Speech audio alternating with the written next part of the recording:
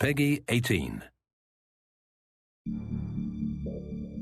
HomeFront is a first-person shooter. It's set in the year 2027. One of the main hooks of HomeFront is its premise. It's an Occupation USA setting. HomeFront's an opportunity for us to tell a story that's near and dear to our hearts in an environment that's very familiar but been warped beyond recognition. It's a story of really survival and adaptation. What it feels like to be part of a resistance fighting for your country, to give the last full measure for something that you really believe in. In a lot of other games, you blow into a place, a slum or something like that, and you kill 100 people, and at the end of the level, you jump into a helicopter and fly away. At the end of our levels, there's no helicopter. You have to stay and live with the things that you did. Bringing 2027 to life in kind of a suburban and rural setting all comes down to picking the things that everybody's extremely familiar with. The buckets are now water collectors. The children's toys are still there, but they might just be repurposed for something else. This is a survivalist nation now. Now it's about being a member of a resistance cell in occupied America and doing what it takes to liberate your country from this alien oppressor. The idea for HomeFront actually came from a few different angles, really. One of them was Red Dawn. I watched that, and that was very inspirational. John Milius is like a great American film creator. Apocalypse Now, Red Dawn, and Conan. He's just the type of guy that has this natural creative ability. He just knows when something's good. And he really brings 30 years of storytelling experience to us.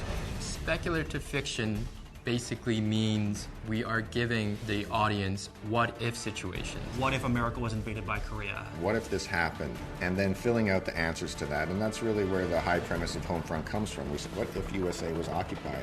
What would it be like to experience that future? Historically, there are multiple examples of sudden rises and sudden falls. Ancient Greece, Mongolia, Japan. So when you say, how could a mighty power like the USA fall, it's really a combination of elements. It's the decline of the USA due to internal factors and global geopolitical situation.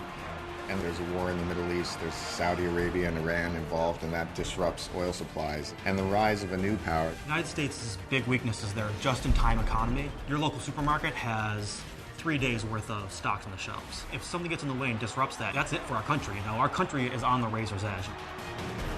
The North Koreans are the perfect enemy. The only North Korean that anybody knows is Kim Jong-il. This morning comes the news of Kim Jong-il's death.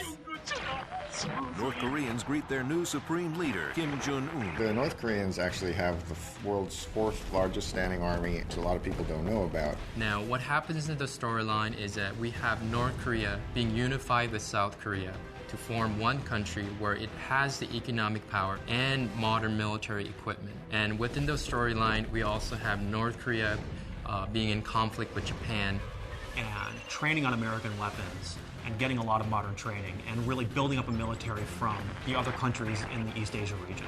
North Korea is able to invade the United States through its well-prepared military strikes.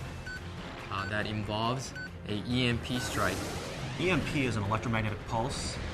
It sends out a particular type of energy that blankets the Earth, and what that does is it deactivates modern electronics.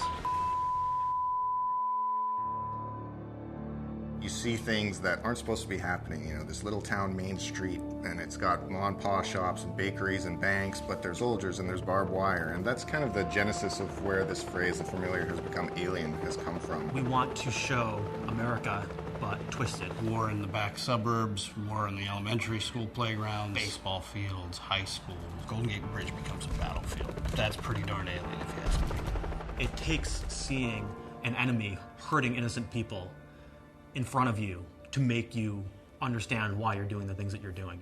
This is your backyard. This is literally HomeFront.